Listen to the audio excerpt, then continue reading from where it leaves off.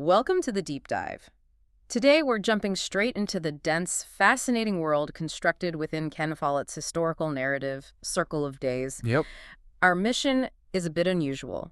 We are treating this detailed historical fiction, which chronicles a complex, structured, Bronze Age-style community on the Great Plain of ancient Britain, as, well, almost like a document of cultural, social, and logistical facts. That's right. We're essentially extracting the reality embedded in the fiction, looking at their society, their conflicts, their spiritual life, and maybe most importantly, the enormous engineering challenge they faced building this monumental sacred circle. Right. For you, this is hopefully a comprehensive shortcut to understanding not just what they built, but really how they lived and why they felt they had to build it in the first place. And to set the stage, we really need to introduce the main players, these four major, quite distinct communities living on this plain. At the core, you've got the established herders.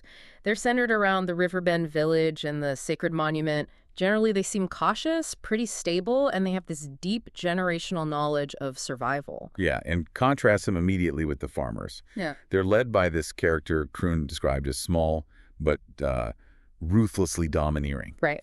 And they are fundamentally aggressive. Right. The book suggests it's because their livelihood, based on grain, is just perpetually precarious, always dependent on the weather. Makes sense if the rains fail. Exactly. They face starvation, and that deep insecurity, well, it breeds hostility. Then the book also introduces the typically peaceful, forest-dwelling woodlanders Yeah. who trade nuts and game, Okay. and the highly specialized, often sort of itinerant flint miners. Essential, but maybe on the fringes. Got it. And the geographic and, I guess, spiritual core holding this whole tenuous arrangement together is the monument. A monument. Initially, it's described as a central sacred circle built entirely of timber, but its role goes way beyond just ritual, doesn't it? Oh, absolutely. It is the major gathering point for trade, the economic hub that brings together people from potentially quite distant lands, Yeah. selling goods ranging from, like, honeysuckle vine rope to highly prized goat cheese. Huh. Goat cheese. Yeah, we'll get to that. It is quite literally the center of their known world. But the stability of that world, it seems, rests almost entirely on something abstract. Time. Yeah. Keeping track of it. #tag the calendar, the gods, and the priestesses. So, to really get this society, you should first have to understand the relationship with time. It's rigorously observed, calculated, and it's entirely solar-based. Completely. Their lives are structured around a really fixed annual cycle of 4 major ceremonies, or rites. Midsummer, midwinter, the autumn halfway, that's the equinox, and the spring halfway, the other equinox. Okay. These rites are predictable, they're reliable, and they're absolutely central to both their trade and their worship. And the sheer centrality of the sun, it's reflected in their very identity, isn't it? Age isn't just counted in vague years. No, age is measured by midsummers. It's fascinating. On Midsummer Day, everyone on the Great Plain, doesn't matter when your actual birthday is, gets exactly 1 year older. Wow. It really reinforces this idea that time is a community thing, dictated by the cosmos, by the sun's cycle. And that solar devotion, it dictated the monument's engineering right from the start, even the timber one. Precisely. The midsummer rites focus entirely on the sun god, and the original timber circle was engineered with, frankly, stunning precision. It was designed so that on Midsummer Day, the sun rises exactly between 2 specific timber uprights. Not just roughly in that direction, exactly. It symbolizes the archway, the gateway through which the sun god enters their world. That's not guesswork. That is meticulous, deliberate planning by skilled people, way back then. And that level of precision, that's why the priestesses exist, fundamentally. Yes. Their primary, absolute crucial function isn't just spiritual guidance, though that's part of it. They are the community's timekeepers. They track the days of the year to accurately announce these quarterly rites. Which, as you said, are economic necessities, not just religious festivals. Exactly. Get the date wrong, the traders don't show up, the whole system potentially falters. What's truly astonishing, though, when you dig into the source material here, is the level of astronomical knowledge they apparently possessed. This isn't just knowing, longest day, shortest day. Oh, no. Priestess Inca, she explains that they calculate the length of the year as 365 and a quarter days. Hang on, I have to pause there. 365 and a quarter. That means they've figured out the need for a leap year. That's exactly what it means. We're talking about a culture, presumably without written history as we know it, without complex telescopes. Yet they've maintained observational records long enough, consistently enough, to nail that precise quarter-day variation. That's That's mind-blowing. It is. And it necessitates this sophisticated understanding and the implementation of adding an extra day every 4 years just to keep their solar calendar perfectly aligned. Imagine the pressure. Oh, absolutely. Imagine the social chaos if they were wrong. Their power, the priestess's authority, and the entire structure of the rites and the trade they enable, it rests on the perfection of this ancient calculation. This leap year concept, it's presented as one of the earliest known examples of complex calendar management. And their intellectual abilities weren't just skyward looking, right? It extended to maths on the ground, too. The number system. Yes. The traditional method of counting described is, well, incredibly limiting. It relies entirely on body parts, fingers, toes, wrists, elbows, knees, shoulders, all the way up to the top of the head. So you run out of body parts, you run out of numbers. Pretty much. Which makes any kind of large-scale planning, like, say, managing resources or estimating populations, basically impossible. Okay. But High Priestess Sue, she recognized this limitation, and she introduces what's called a new way to count. A new system. Yeah, it suggests an advanced mathematical concept, likely an early form of a base 10 system, maybe, allowing for much higher numbers. And crucially, this makes certain intellectual leaps possible for the first time. And this is where it becomes practical, isn't it? Joia, who we know becomes the future high priestess, she uses these new high numbers years later to solve a major administrative headache. She does, estimating the size of the herder community's entire cattle population, a huge logistical problem. How did she do it? The herds are scattered all over the plain. Right, a direct head count is impossible. So Joia performs what is essentially early statistics. She divides the plain mentally into, say, 20 rough oblong sections. Then she counts the cattle within just a few of those representative sections. That's a sample. Exactly. And then she extrapolates the total, calculating they possess somewhere around 2,000 cattle. That jump from counting on your fingers and toes to calculating 2,000 cows, that's a massive intellectual and administrative leap. And it's directly enabled by Sue's new way to count. Let's loop back to the monument design for a second, because the maths, the numbers, they're also deeply connected to lunar astronomy, not just the sun. Indeed. The design, particularly later with the stone version, incorporates a fixed number of stones, or possibly marker posts, in an outer circle 56. 56. That number pops up in relation to Stonehenge theories, doesn't it? It certainly does. While the mechanisms are debated, this number, 56, is widely associated in archaeological theories with tracking the lunar cycle and potentially predicting eclipses, both lunar and solar. So they weren't just sun watchers. No, the priestesses knew the lunar cycle is 29.5 days. Crucially, not exactly 28 days, which would be a simpler but wrong approximation. Okay, so how does the 56 system work in the book's context? Is it like a physical calculator? The source implies a combination of a physical mechanism, maybe moving markers around these 56 points, used in conjunction with calculation and observation. They might move a marker backward one place each year, tracking the complex cycle. And hitting certain points predicts eclipses. Something like that. When a marker lands on, say, stone 28 or stone 56, an eclipse is predicted. The fact that they observed and documented the tricky 29.5-day cycle, instead of just simplifying it, shows an exceptional commitment to observational accuracy. Which again gives the priestesses tremendous power and authority.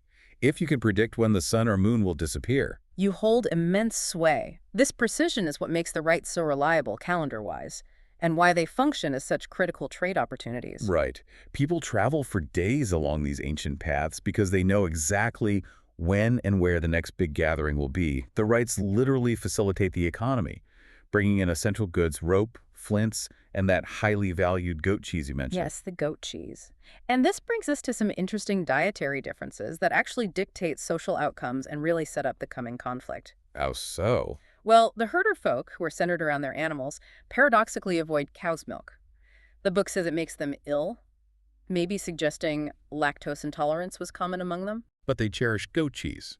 It's a delicacy. Their diet mainly relies on meat and wild vegetables. The farmers, however, rely heavily on grain, supplemented by cheese, presumably from cows or sheep they keep. Okay, different diets, so what are the consequences? Well, this grain-heavy diet apparently leads directly to staggering differences in birth rates and lifestyle, and this puts immense pressure on the land. Higher birth rates for the farmers. Significantly higher. Herder women, described as leaner, perhaps due to a more protein-rich, less carbohydrate-heavy diet, give birth much less often, maybe once every 4 midsummers, the book suggests. Okay. But farmer women Fed predominantly on grain and keys, they bear children much more frequently, sometimes every midsummer or two. Wow, that's a huge difference. Double or even triple the rate. Exactly. And that is the engine of the conflict right there. Diet dictates population density. High density, fueled by grain agriculture, leads inevitably to a desperate hunger for more fertile land. The farmer's inherent instability is compounded by their rapid population growth. It makes the conflict not just cultural, but demographic and economic. It's almost inevitable. Hashtag tag 2, societal divisions and the descent into crisis. So we move from the seeming stability of the calendar and the priestess's knowledge to the deep instability of this social conflict. The demographic time bomb we just talked about, the rapidly expanding farmer population versus the stable herders that's really fueling the underlying tension. Absolutely. And their leadership styles really reflect this divide. The farmers are led by Troon. He's portrayed as, domineering, ruthless, driven by this kind of suppressed hostility. And their whole culture reflects that insecurity. Yes, the source is pretty clear on this. In the farmer community, women are essentially viewed as property, belonging to a man. It's a harsh, patriarchal setup. Whereas the herders, led by elders like Annie and Kef, they prioritize long-term survival, stability. They prefer diplomacy. Right. Their knowledge base, their herding lifestyle, allows them to withstand tough years better. Unlike the farmers, who are always potentially one bad harvest away from utter collapse. So the conflict, it finally erupts over a specific piece of land. The break. The break, yes. This is described as a vital strip of common grazing land. And crucially, it provides river access essential for the herder's animals to drink. Common land, so shared use. Supposedly. Yeah. But the farmers, needing every single inch of fertile soil they can get, commit this illegal, calculated act. They plow up the break. Just take it over. Yes, and they do it deliberately while the herders are conveniently away at the midsummer rites gathering, ensuring they couldn't be peacefully stopped in the act. It's a provocation. So the herders come back, find their vital land plowed. What happens? War council. Pretty much. The herder elders meet in the timber circle at Riverbend to decide, is this it? Is this war? And one elder, Skaga, he's portrayed as impatient warmongering, argues fiercely for immediate military action. He wants blood. He does. And he points out a massive strategic advantage. The herders outnumber the farmers maybe 10-1. He wants to just slaughter them now, solve the problem permanently, get it over with. It sounds, militarily speaking, like an open and shut case. Why didn't they? Because of Vinay. He's the voice of diplomacy, of caution. He argues just as fiercely, but for peace and bargaining. He paints this vivid, horrible picture of the human cost of violence. The reality of skin pierced by arrows, heads smashed by clubs. He forces them to confront the reality, not just the numbers. Exactly. He knows that even a victory, if it's achieved at massive internal cost, tearing their own small world apart, is ultimately a loss for everyone on the plain. His foresight prevents an immediate bloodbath. So they choose diplomacy, even with overwhelming numerical superiority. That's quite something. What was the solution by negotiation? Well, this is where ingenuity saves the day again. Anas working with the young, clever Seft, who we'll hear a lot more about, they devise this comprehensive plan. Okay. They actually allow the farmers to keep some of the plowed land, acknowledging their need, but they absolutely guarantee the herders essential access for their herds. That's non-negotiable. But that doesn't solve the underlying pressure, the land hunger. True. So more critically, they solve the long-term land pressure issue by creating a new break, a whole new strip of grazing land. Where do they get it from? They clear it from the edge of the adjacent westwood.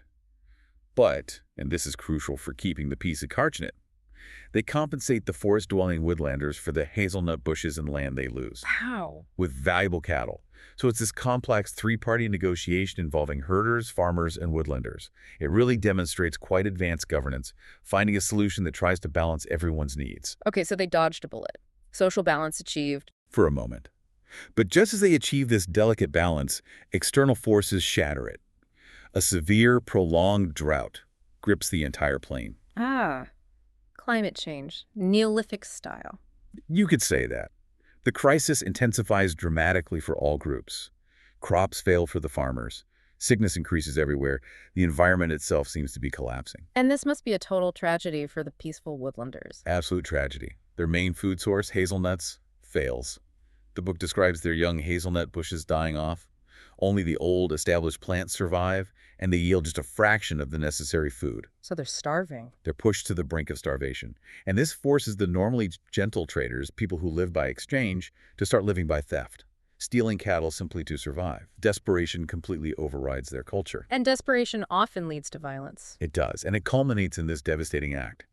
Troon's people, the farmers, burn Westwood. Burn the woodlanders' home, accidentally or on purpose. The book leaves it slightly ambiguous. But given Troon's character, intentionality feels likely. Either way, it destroys the woodlanders' primary remaining source of livelihood and accelerates this awful cycle of cattle theft and reprisals. And wasn't there something even worse? An earlier massacre? Yes. Compounding the horror, there was an earlier cold-blooded massacre by Troon's people. They killed woodlander women and children who had taken refuge in a remnant part of the wood. Just ruthless. So the whole situation is just spinning out of control, breakdown of all order. Completely. It escalates to outright murder. We see the direct consequences of that farmer-cultural divide we mentioned.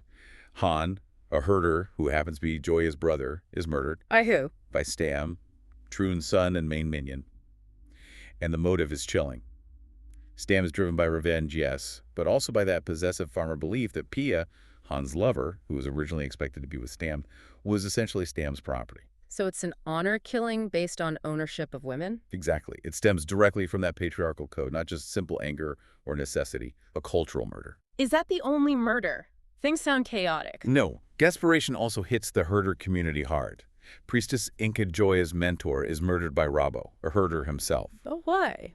during a dispute over a single cow. Rabo was desperate. He needed the meat for his starving family. But murdering a priestess is absolute sacrilege. Joia, who succeeds Inca, is just paralyzed by the horror. She realizes the entire social fabric is unraveling because of starvation and fear. It feels like total collapse is imminent. It does, but the final act of violence in this escalating crisis, it comes from the victim seeking vengeance. Bez, the woodlander leader his brother fell, was one of those killed earlier, manages to capture Sam, Han's murderer. Okay, revenge time. And how? Bez executes Stam by cremation. He builds a pyre specifically in Westwood, the very site of the woodlanders' own destruction by fire. Symbolic location. Extremely.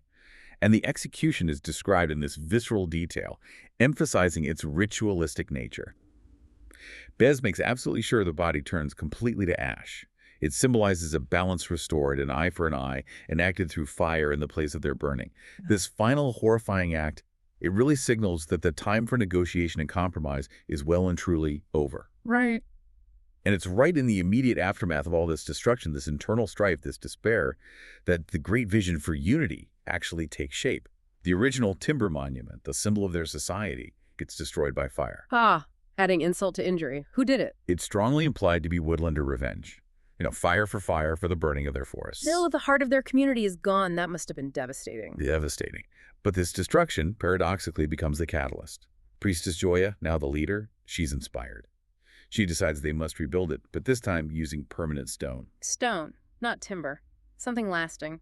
Exactly. Yeah. Hoping to restore community spirit, create a great sight to see, a legacy that can't just be burned down or easily erased by conflict. She's the visionary, then. She is. Joia is the intellectual and spiritual driving force, determined to make the new monument the undisputed spiritual heart of the Great Plain. And she uses her immense leadership qualities and her powerful public speaking skills to articulate why this incredibly difficult task is absolutely necessary. But a vision like that needs someone to actually figure out how to do it. Moving huge stones that require serious practical genius. It does. And that genius comes in the form of Seft, the clever hand. We met him briefly before. He's introduced as an exceptional flint miner, but also a brilliant carpenter. A carpenter for stone. Well, his skills translate.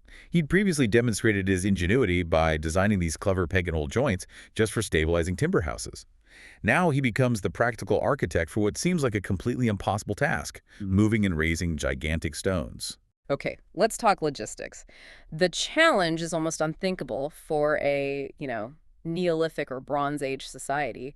They have to move massive sarsen stones. Where from? From a place called Stony Valley. It's a long distance away across the plain. How long would that take, normally? Well, the cautious elders, probably based on past experience of maybe moving smaller stones, they estimate this journey could take 50 days. 50. per stone. 50 days per stone, and they needed dozens of stones. That's centuries of work, not one generation. Exactly. It makes the project seem completely unfeasible. But Seft's ingenuity just cuts right through this impossibility. First, he tackles the terrain. He designs and builds a specialized track. A track, like a road. More sophisticated than just a cleared path. This isn't just dragging stones across bare dirt, which would get bogged down. On level ground, he lays down rough branches, maybe to provide some friction and grip, but the clever part is on the steep inclines. What did he do there? There he embeds logs laid flat, crosswise, and hammers them securely into the earth. This creates a stable, relatively fast surface, almost like an early form of railway track sleepers. It's essential for moving incredibly heavy loads without them sinking into mud or, worse, slipping backward on hills. Okay, smart. Solve the ground problem. But what about carrying the stone itself? You can't just roll these giant megaliths. No. So Seft designs a massive wooden sled. This thing is a feat of carpentry in itself, requiring incredible structural integrity to hold maybe 40 or 50 tons. Yeah. And crucially, the runners are greased. Probably with animal fat. Lubrication reduces friction. Dramatically. Yeah. This innovation, the combination of the prepared track and the greased sled, is the absolute turning point. It transforms the estimated transport time from that paralyzing 50-day estimate down to a target of only 4 days per stone. 4 days from 50.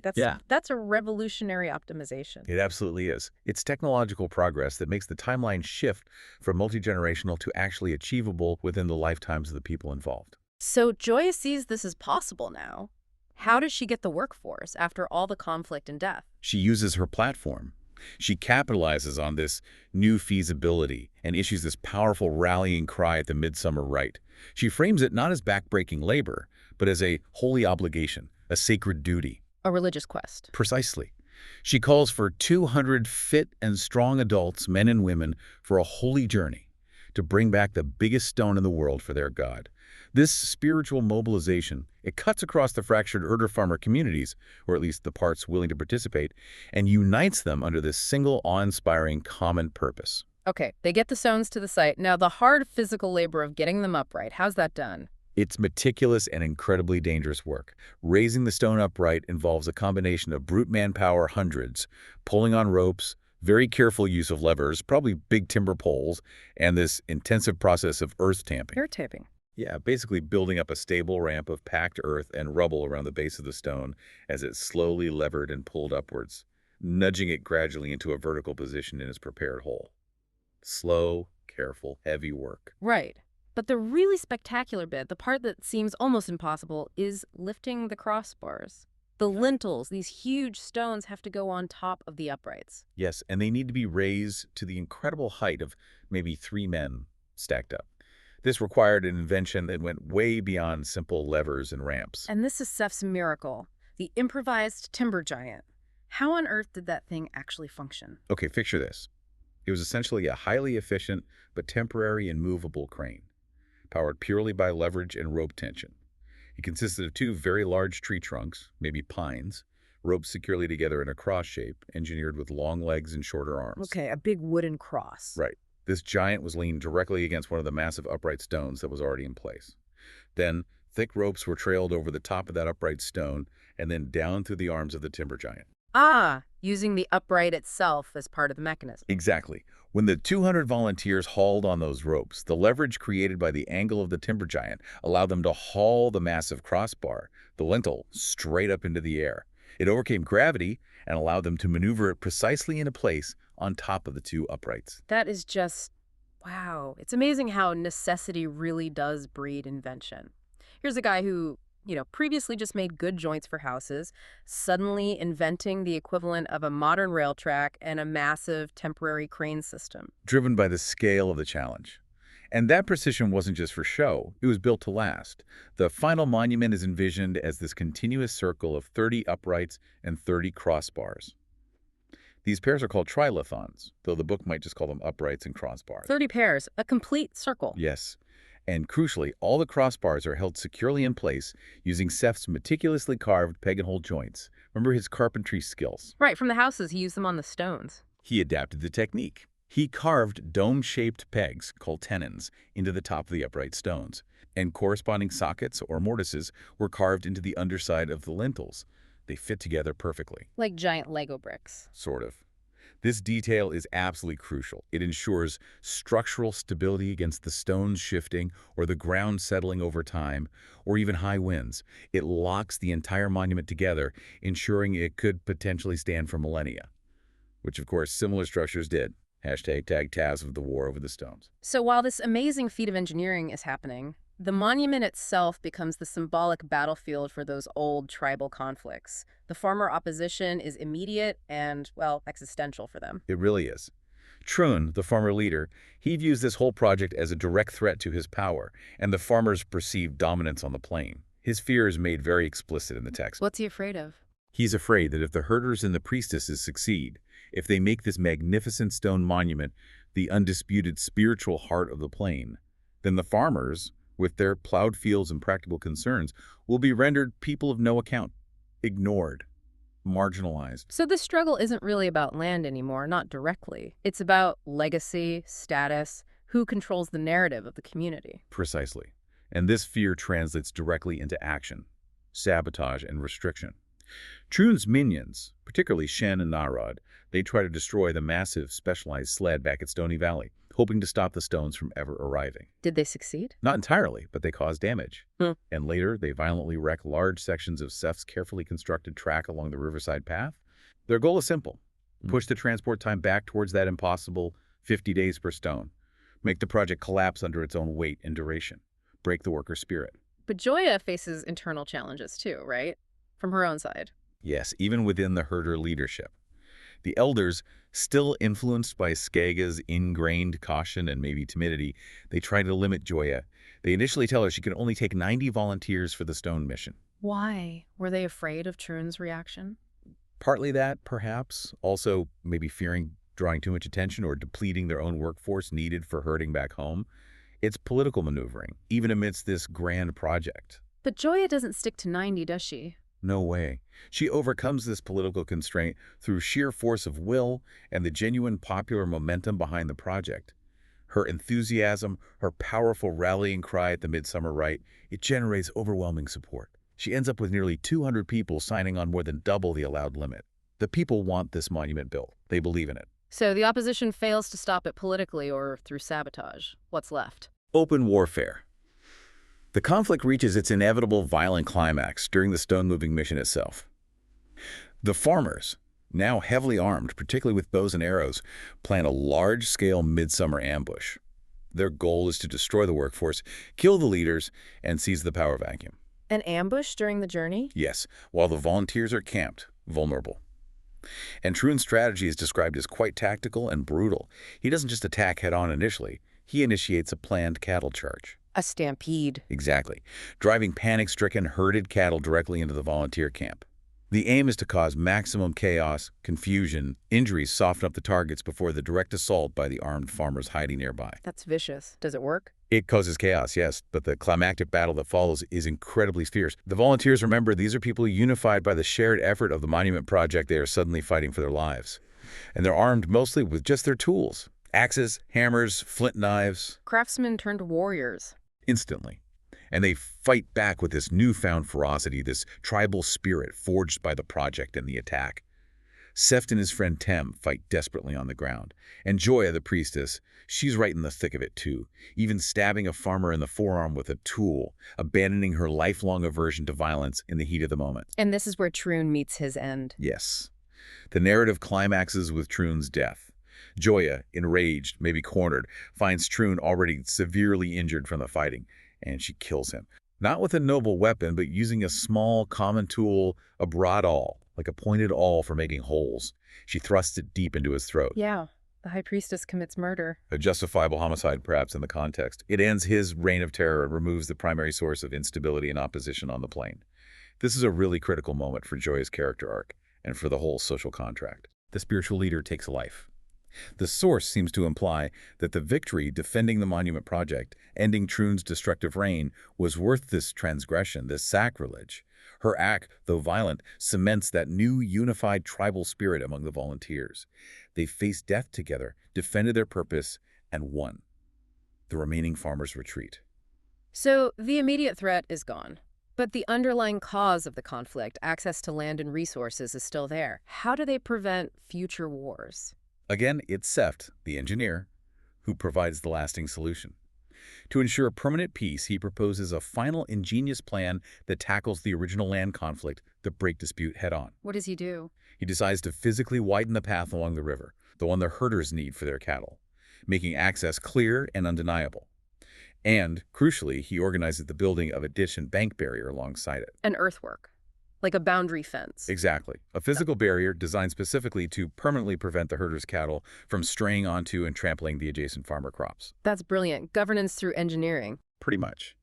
The same man who designed the monument now uses his practical skills to create the physical, permanent boundaries needed to finally settle the generations-old grazing dispute. It secures the path, protects the farmers' fields, and helps unify the population under the banner of the now secured Stone Project. #TagVV. Individual journeys and enduring relationships. So while this massive stone circle is physically rising and the wars are being fought, the narrative also follows several really deeply personal journeys. These show the immense emotional cost, but also the personal growth that this whole transformative period demanded from individuals. Yeah, it's not just about the big picture. Let's start with Seft's independence. His personal story is quite powerful. He successfully breaks free from his truly abusive father, Cog the flint miner. Yeah, described as a violent man who routinely beat Seft and his brothers. Seft manages to establish himself as an independent, highly respected, clever hand, purely through his own competence and ingenuity. It's a real testament to overcoming a terrible upbringing. Does he find stability personally? He does. He marries Neen, a woman who values his skills and kindness, and they have 3 children, Ilian, Deno, and Lim. His life finds a center. And even more remarkably, maybe, he displays this kind of calculated kindness later on. How? He ends up housing his destitute and frankly useless brothers, Ulf and Cam, after their father dies. But, and this is the pragmatic Seft, he forces them to volunteer for the monumental work on the stones to earn their keep. Using the monument as a tool for rehabilitation or at least contribution. Exactly. It's a very practical form of benevolence. He helps them, but makes them pull their weight on the project that defines his life's work. Then there's the story that really tugs at the heartstrings, the tragic one. Han and Pia. Oh, yeah. Deeply moving. Pia is a farmer woman. Han is a herder Joia's brother, remember? They fall deeply but completely forbiddenly in love. Why forbidden? Just the herder-farmer divide. That and the rigid social codes of the farmer community. Pia was basically expected, maybe even promised, to partner with Stam, Trun's son. Her relationship with Han defies everything. So they had to meet in secret. Always in secret. The book describes these romantic, hidden meetings on a specific island in the river, or in a thicket marked by the particular grassy scent of yarrow flowers. Their commitment is absolute, despite the danger. And it leads to the birth of their son, Olin. A child born across the divide, that must have been incredibly risky. Immensely. And their happiness is just brutally cut short. Soon after Olin is born, Han is murdered by Stam, driven by that possessive farmer custom, that view of Pia as property lost. Awful. Leaving Pia and her infant son totally vulnerable in the farmer community. Totally vulnerable. But Pia is portrayed as a survivor. She finds inner strength, and eventually she forges a new partnership, this time on more equal terms, with Duff. He's described as a farmer who actually had the rare nerve to stand up to Trun occasionally. So she finds a measure of peace. Yes. Her journey really shows that genuine affection and a more equal partnership can eventually transcend even those deeply ingrained tribal rules about possessiveness and ownership, but the cost was immense. Okay, and perhaps the most complex, maybe psychologically and certainly the most drawn-out relationship is the one between the 2 main leaders, Joia and Dee. Ah, yes. Joia, the high priestess, the visionary. She's intensely intellectual, completely driven by her mission, by the monument, by her duties, to the point where she's almost emotionally blind, especially to her own feelings. And Dee, who is she? Dee is described as this beautiful, highly perceptive shepherdess, Hall's granddaughter. She's also a survivor in her own right. She apparently cared for her younger brother practically by herself since she was only 12 midsummers old. She's grounded, practical, and emotionally intelligent. So opposites attract or clash. Both, really. Dee recognizes Joia's brilliance, her importance, but she's also deeply hurt by Joia's chronic emotional distance, her seeming inability or unwillingness to acknowledge the romantic connection that Dee clearly feels, and that Joia probably feels too, but suppresses. Joia just can't see it. Or won't. It seems she fails repeatedly to recognize her own love, or at least prioritize it. The spiritual mission, the monument, comes first. Absolutely everything else is secondary. So the relationship just stalls again and again. Until what? What changes? It takes Dee leaving. Hurt and frustrated by Joia's distance, Dee eventually leaves the community altogether. And that act finally breaks through Joia's intellectual armor. She feels this intense, unexpected pain, this profound sense of loss. The classic, don't know what you've got till it's gone. Exactly. She has this revelation. She is, in fact, deeply in love with Dee. She experiences this agony that her structured intellectual life just could not prepare her for. Do they get back together? Eventually, yes. Yeah. But their reunion becomes this powerful lesson in sacrifice and finding balance. It's not enough for Joia to just realize her feelings. She has to actively commit to making time for Dee for their relationship. She has to compromise her mission. To a degree. She promises Dee she will resign the demanding role of High Priestess after the Central 5 Triothons, the symbolic heart of the stone monument, are completed. It's a huge concession. Their relationship is only solidified once Joia agrees to sacrifice her total, all-consuming devotion to the mission for the sake of personal happiness and love. So the monument demanded sacrifice from the whole community, but ultimately it demanded a different kind of sacrifice from its primary leader, too. Precisely. The personal cost of leadership and the need for balance even when pursuing a great work. #outro. So the narrative, it concludes with this magnificent completion. The monument is finally finished. It features the full circle of 30 uprights and 30 crossbars, all linked together with Seft's joints in this continuous, awe-inspiring circle. The product of Joia's vision and Seft's practical genius. And the labor of hundreds. It stands as this magnificent, enduring symbol of the Great Plain community's triumph, a real testament to vision, incredible engineering mastery, and just sheer collective willpower. And the society itself is fundamentally transformed through this monumental effort, isn't it? Completely. We've seen the creation required advanced astronomical and mathematical calculation, deep engineering knowledge, from the logistics of that greased sled to the applied mechanics of the timber giant. It needed intense social organization to manage the workforce and supplies. And ultimately, it required collective sacrifice and, well, necessary violence, culminating in that battle that deposed Troon and finally secured the project's future. Yeah, the community overcame internal strife, external sabotage, and just skepticism about the sheer possibility of it all to achieve what must have seemed impossible at the start. It's a really profound exploration presented through this narrative of what people are capable of when they're driven by both, I guess, necessity and a truly unifying vision. It is. And we've seen the incredible cost involved, the lives lost like Han and Inca, the deep personal sacrifices Joia and Dee had to make, the political infighting, the sheer physical toil. All of that underpins this great structural achievement. It definitely makes you look at these ancient stone circles, these megalithic sites around the world quite differently. It really should. Considering the immense effort, the sophisticated knowledge it implies, the likely bloodshed, and the intense social transformation that must have been required to move and erect those massive stones. And this story, while fiction, roots it in historical possibility. It really does raise an important question for you, the listener. Which is? What hidden costs, what forgotten conflicts, what immense unrecorded sacrifices might truly be embedded in the foundations of the greatest symbols of human civilization that we admire today? What stories are buried beneath the stones?